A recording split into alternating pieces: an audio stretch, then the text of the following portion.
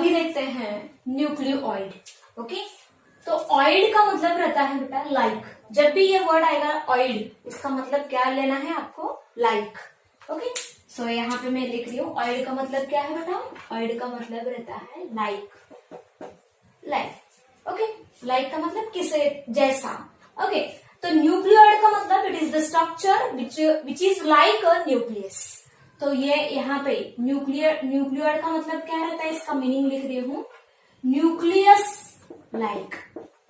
Okay, true nucleus नहीं है, exact nucleus जो रहता है, ट्रू न्यूक्लियस जैसा नहीं है ये, उसके जैसा। ओके, तो न्यूक्लियोइड का मतलब रहता है nucleus like, not a true nucleus. Nucleoid किसको कहा जाता है? It is the region in the cytoplasm where the genetic material, I mean DNA is present. Okay, तो यहाँ पे हम दिखा रहे हैं न्यूक्लियोइड का मतलब क्या है। तो सपोज दिस इज द, ये डीएनए है जो कॉम्पैक्ट मैनर से अरेंज हो चुका है, प्रेजेंट है साइटोप्लाज्म में।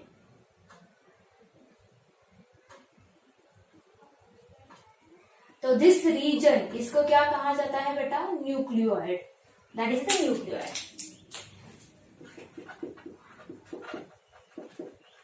न्यूक्लियोइड। ओके, सो मैं पहले यहां पे लिख रही हूं, a region of a cytoplasm where genetic material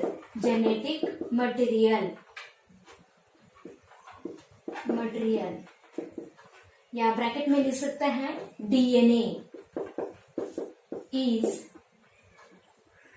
present और कॉम्पैक्टली प्रेजेंट। ओके, उसको क्या कहा जाता है? न्यूक्लियोइड। ओके, तो यहाँ पे जेनेटिक मटेरियल की बात चल रही है। जेनेटिक मटेरियल का मतलब क्या है? इट इज द मटेरियल और it is the chemical in a cell, ऐसा केमिकल जो सेल के सभी प्रॉपर्टीज को कंट्रोल करता है और वो जो मटेरियल है जो ट्रांसफर भी होता है एक जनरेशन से दूसरे जनरेशन को।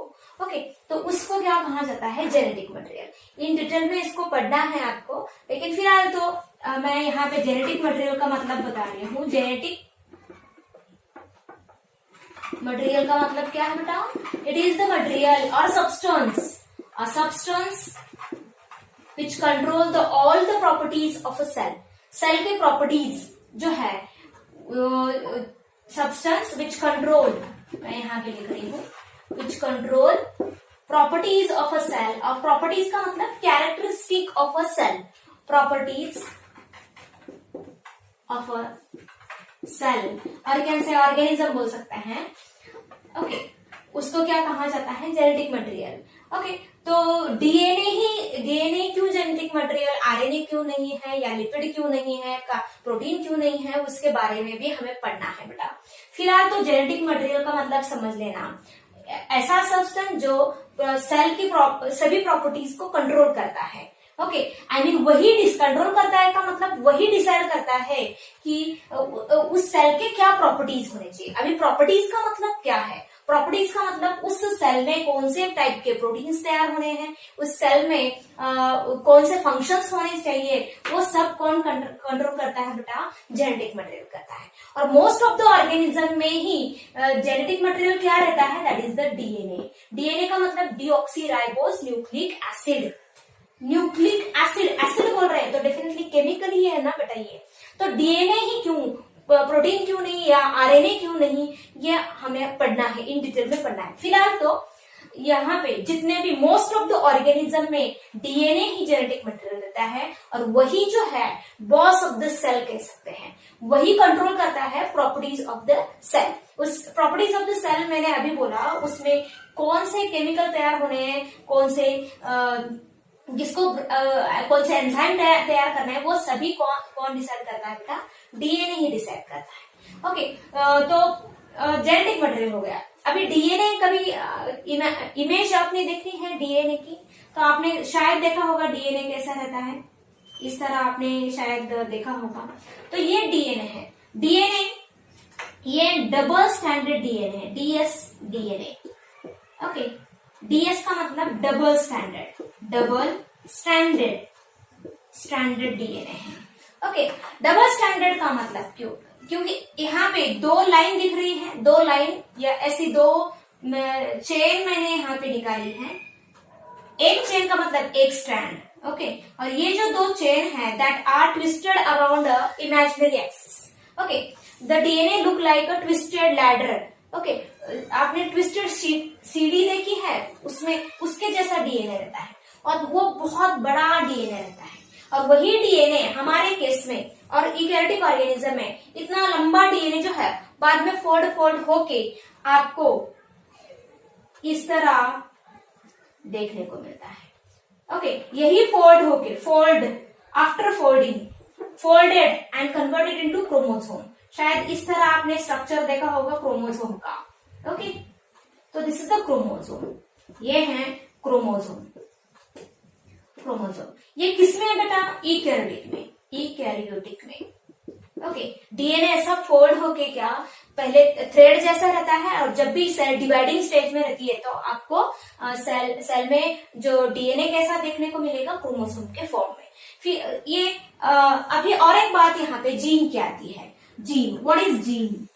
ओके, जीन को डिफाइन करना बहुत ही डिफिकल्ट है। फिलहाल तो हम यहाँ पे जीन का मतलब क्या है वो देख रहे हैं।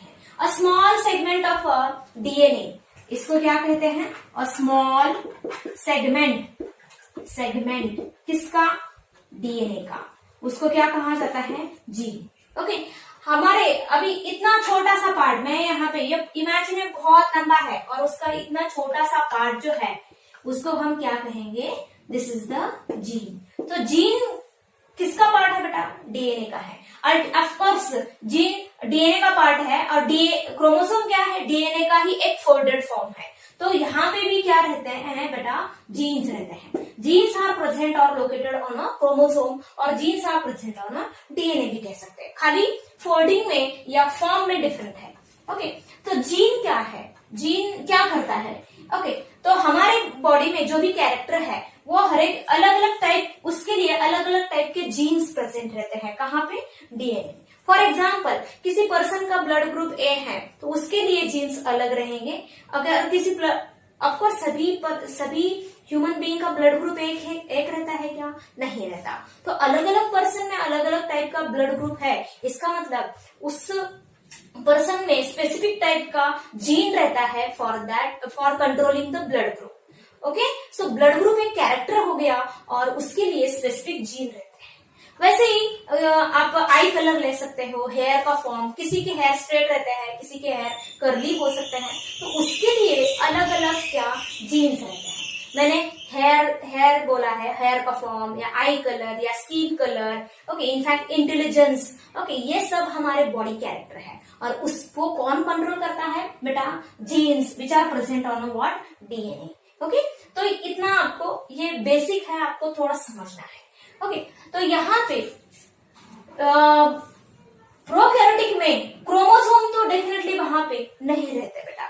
ओके, मैंने क्या कहा? ये इतना लंबा डीएनए जो रहता है वही ऐसा फोल्ड होके आपको क्या वहां पे क्रोमोसोम के फॉर्म में आता है बेटा। जब भी सेल डिवाइडिंग स्टेज में रहती है तब इस तरह क्या वो क्रोमोसोम के फॉर्म में आता है। कौन? डीएनए। ओके, तो इस तरह प्रोकैरियोटिक सेल में क्रोमोसोम्स नहीं रहते। ओके, यहाँ पे डीएनए है, ओके, और डीएनए के बाहर मेम्ब्रेन भी नहीं है।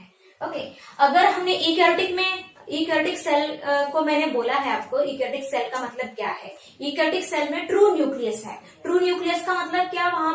वहां पे जो जेनेटिक मटेरियल है या डीएनए है उसके बाहर क्या है बेटा? प्रोटेक्टिंग मेम्ब्रेन है और कवरिंग है, मेम्ब्रेन है वहां पे, एंड उस स्ट्रक्चर को क्या कहा जाता है? न्यूक्लियस। ओके, यूकैरियोटिक में वो न्यूक्लियस है लेकिन प्रोकैरियोटिक में क्या? न्यूक्लियस नहीं है। ओके, प्रोकैरियोटिक में मेम्ब्रेन नहीं है, इसका ये मतलब नहीं है कि डीएनए पूरा है साइटोप्लाज्म में ऐसा स्कैटर्ड है, फैला हुआ है, ऐसा नहीं है। डीएनए जो है वो कैसा है बेटा? एक जगह पे कॉम्पैक्टली फोल्ड होके अरेंज हो चुका है, फोल्ड होके प्रेजेंट है। उस रीजन को क्या कहा जाता है? Nucleoid. Okay, and that nucleoid is also called as a primitive nucleus और इंसिपिएंट न्यूक्लियस। प्रिमिटिव का मतलब वही नॉट डेवलप्ड, इंसिपिएंट का मतलब भी क्या रहता है बेटा? Not developed. न्यूक्लियस जैसा स्ट्रक्चर है। न्यूक्लियस जैसा क्यों कहा है? क्योंकि ट्रू न्यूक्लियस यहाँ पे क्या नहीं है। ओके, जो भी यहाँ पे प्रेजेंट है that is not well developed structure. Nucleus is not well developed, और उसी को कहा जाता है प्रिमिटिव न्यूक्लियस या incipient nucleus. Not well developed का मतलब क्या? The genetic material is not bounded bye और कवर्ड बाय मेम्ब्रेन और न्यूक्लियर मेम्ब्रेन। ओके, सो इसके बाद हम कंटिन्यू करेंगे।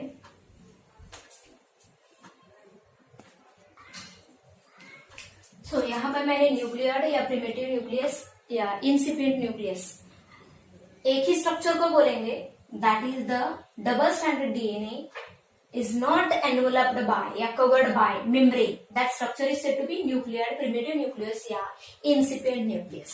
Okay, this is primitive या incipient का मतलब not well developed. Okay, तो यहाँ पे और एक वर्ड आता है सर्कुलर। डबल स्टैंडर्ड का मतलब समझ में आया? डीएनए क्या है? दो लंबी ऐसी चेन है, और वही दो लंबी चेन जो है किसकी है, क्या है, ये हम डिटेल में पढ़ने वाले हैं। that are twisted around an imaginary axis. इस तरह क्या है? ट्विस्टेड हो चुके हैं बेटा around an imaginary axis. Okay, तो ये हो गया डबल स्टैंडर्ड डीएनए। ओके, ये है डबल स्टैंडर्ड, बहुत बड़ा लंबा रहता है। ओके, और वही क्या, अभी ये जो डबल स्टैंडर्ड डीएनए है इसको हम, ये स्ट्रेट में है, दिस इज द स्ट्रेट, और यू कैन से लीनियर, इसको क्या कहा जाता है? लीनियर। लेकिन अगर यही सर्कुलर हो गया, ये दो एंड अगर अटैच हो गए तो किस तरह आपको देखने को मिलेगा? इस तरह बेटा, ये है डीएनए, दो एंड सर्कुलर हो गया। और ये जो अभी यहाँ पे जो है डीएनए कैसा रहता है? डबल स्टैंडर्ड तो है ही है, बट डबल स्टैंडर्ड है, सर्कुलर है, और ये जो सर्कल है एग्जैक्टली ऐसा है, पूरी रिंग नहीं है बेटा। ये जो सर्कल है it has a many loops, इस तरह लूप है। लूप का मतलब क्या? फोल्डिंग, बहुत सारी फोल्डिंग है। क्रोमोसोम नहीं है यहाँ पे, बट क्रोमोसोम यहाँ पे एग्जैक्टली नहीं है। DNA undergoes folding, but the folded structure is not chromosome, उसको क्रोमोसोम नहीं कहा जाता। इस तरह फोल्डिंग है। अभी फोल्डिंग होने के लिए यहाँ पे कुछ प्रोटीन्स लगते हैं। ओके, तो मैंने ईकैरियोटिक में मैंने क्या कहा था? ईकैरियोटिक में जो डीएनए है, ओके, हाईली फोल्डेड डीएनए को हम क्या कह सकते हैं? क्रोमोसोम्स कहते हैं। जब क्रोमोसोम फॉर्म में रहने के लिए डीएनए या डीएनए को फोल्ड करने के लिए there is a need of one protein that is called as a histone protein. Okay, in eukaryotic की बात चल रही है। In eukaryote okay, DNA is folded रहता है बेटा, फोल्डेड रहता है, फोल्डेड इनटू क्रोमोसोम्स, और ओके, या क्रोमैटिन बोल सकते हैं हम। Okay, folded into chromatin. Chromatin का मतलब थ्रेड जैसा structure. Okay, with the help of किसके, कौन सा प्रोटीन है बेटा वहां पे? हिस्टोन प्रोटीन है, हिस्टोन प्रोटीन है। लेकिन ये हिस्टोन प्रोटीन यहाँ पे अब्सेंट है। Histone protein which are required for the, किसके लिए लगते हैं बेटा यूकैरियोटिक सेल में? For the folding of DNA. Okay, ऊल आपने देखा होगा, ऊल को हम कैसे फोल्ड करते हैं, या हम जो हमारा रील रहता है, थ्रेड का रील जो घर में रहता है, वो किसी स्ट्रक्चर के ऊपर क्या हम फोल्ड करके रखते हैं। तो वो जो फोल्ड करने के लिए जो प्रोटीन लगते हैं, प्रोटीन लगते हैं, उसको क्या कहा जाता है? Histone protein. फिलहाल तो इतना ही याद रखना, ईकैरियोटिक में हिस्टोन प्रोटीन रहते हैं, और किस लिए लगते हैं? For the folding of a DNA. लेकिन यहाँ पे डीएनए थोड़ा सा फोल्ड हो चुका है, लेकिन फोल्ड होने के लिए यहाँ पे हिस्टोन प्रोटीन नहीं है। Other than the histone protein, दूसरे प्रोटीन्स रहते हैं बेटा। ओके, यहाँ पे कुछ प्रोटीन है जिसकी वजह से ये क्या डीएनए जो है फोल्ड हो चुका है। यहाँ पे मैं दिखा रही हूँ, suppose this are the proteins, एक प्रोटीन है जो डीएनए को फोल्ड करके रखते हैं। सो ये जो है इसको लूप कहा जाता है। ये इस तरह जो स्ट्रक्चर मैंने दिखाया है यहाँ पे, उसको क्या कहा जाता है? लूप। तो यहाँ पे इस तरह ये डीएनए है, किसका डीएनए चल रहा है बेटा? प्रोकैरियोटिक डीएनए चल रहा है। प्रोकैरियोटिक डीएनए को हम क्या कह सकते हैं? Double standard circular DNA. Okay, और इसके बाहर मेम्ब्रेन भी नहीं है, और उसी को हम क्या कह सकते हैं, नेकेड डीएनए। नेकेड डीएनए का मतलब there is no membrane around the what DNA, और उसको हम क्या कहते हैं, नेकेड डीएनए। तो double standard circular naked DNA. Okay, and that is nothing but nucleoid, उसी को न्यूक्लियड कहा जाता है, या इंसिपिएंट न्यूक्लियस या प्रिमिटिव न्यूक्लियस कह सकते हैं। ओके, तो यहाँ पे इंपॉर्टेंट पॉइंट्स हम लिखेंगे न्यूक्लियड के बारे में।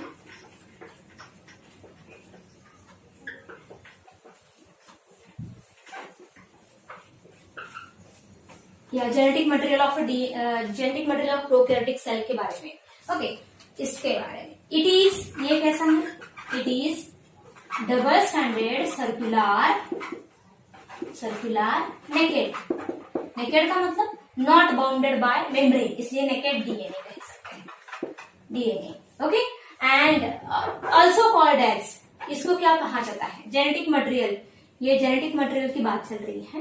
Okay, it is also called as such a,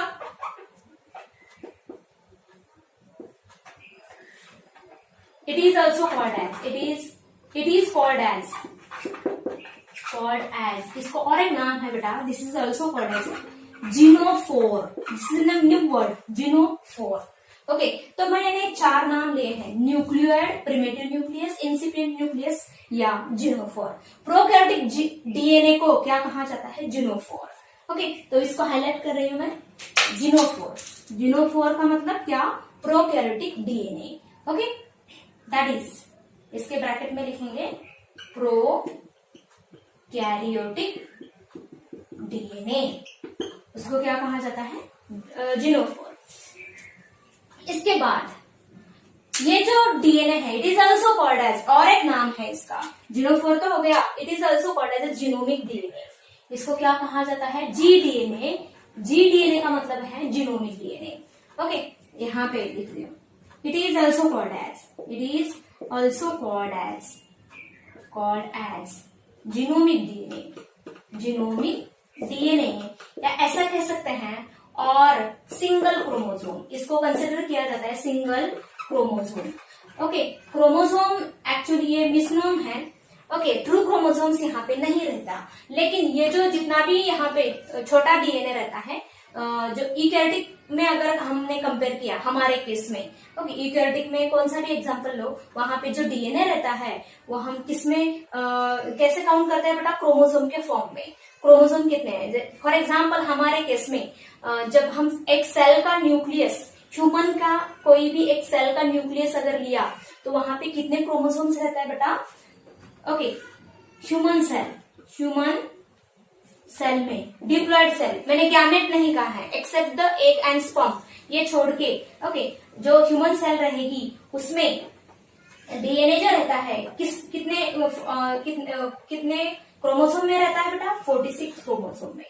okay, DNA is distributed into what, 46 chromosome in a human cell, except the egg और क्या, ओहम, और कैन से स्पर्म में और ओहम में इसके हाफ रहते हैं बेटा।